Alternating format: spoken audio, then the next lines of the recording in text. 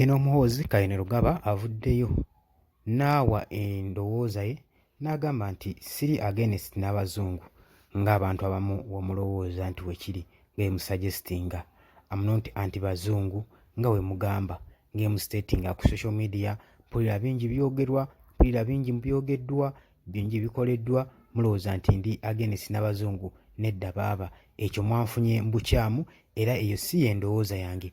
Kwanirizaako nnyo mukwano gwange kutegeeza nti ku Yugi Updates TV kw'osinzira okuba ng'otuwuliriza era nga okola kyamaanyi nnyo okwekuumira ku mayungu gano aga Yugi Updates TV.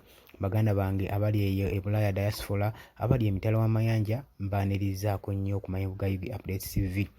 Gw'atanaba kuba ng'osubscribinga, kubiriza ogende maaso n'okuba ng'osubscribinga ku Yugi Updates TV, sharinga, commentinga, likinga, ng'omukwano gwange ali eyo wampuliriza. Kakati ebizize bivuuvuumira mu matu ga bannayuganda gazze galaga nti General Muhoozi Kayine Rugaba nga waayina obujja, nga waayina effutwa ku mawanga gano ag'ebweru, ku bannamawanga ab'ebweru bano bakyeruppe, nga ebizize bistatingwa ku social media.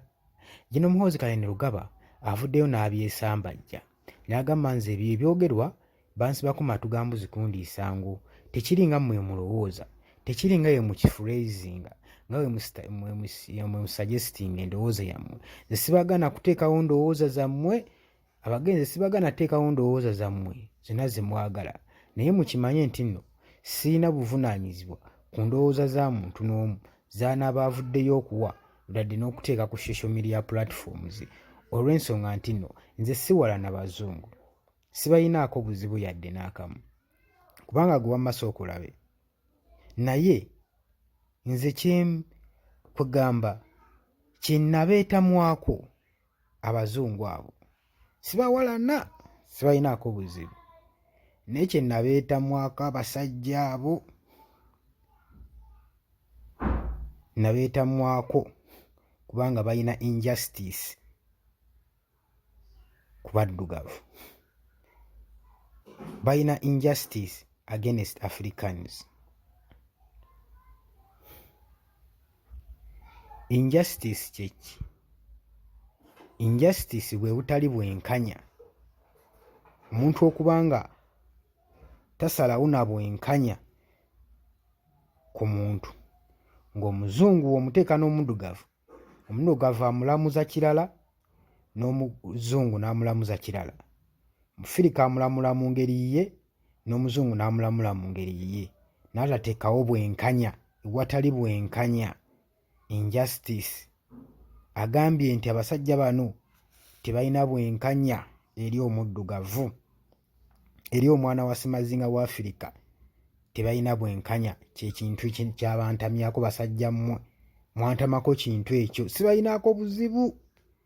Naye olw'okubanga muyina mupromotinga injustice ku Africans and all African countries, yensonga waaki mbakyawa. I personally,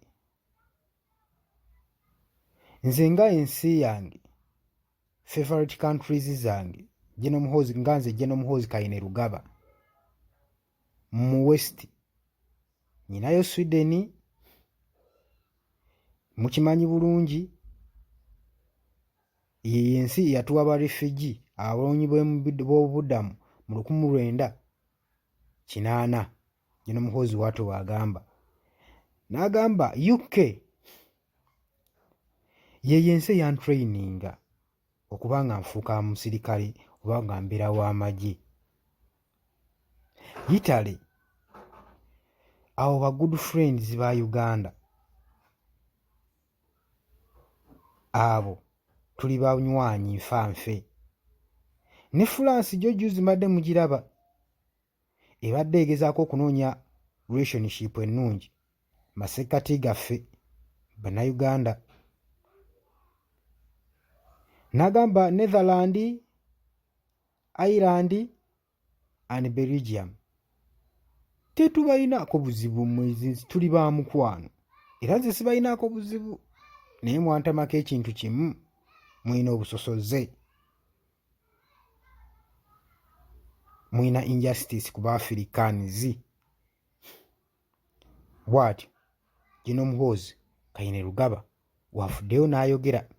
Bino nno bizze oluvannyuma lwa Gen. Muhoozi gye buvuddeko okuba nga apositinga ng'agenda mu maaso n'okuba nga awooninga ng'atiisatiisa Ambassador William Pope okumugamba nti nno ng'akataayi tekannasala, njagala obeere nga wawandiise dda apology eri kitange mwami Yoweri Kaguta Museveni olw'okumuvoola n'okwandamayininga constitution ya Uganda.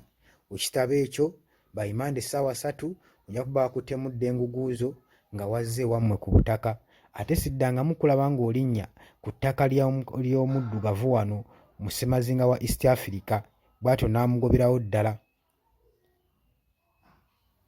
Oluvannyuma lwa posita eyo okutambula ennyo, pressure okuva mu State House n'ekomentinga ku nsonga ya Muhoozi, oluvannyuma posita zino ne zibwa nga zideriitingibwayo gwe mukwano gwange ali eyampuliriza.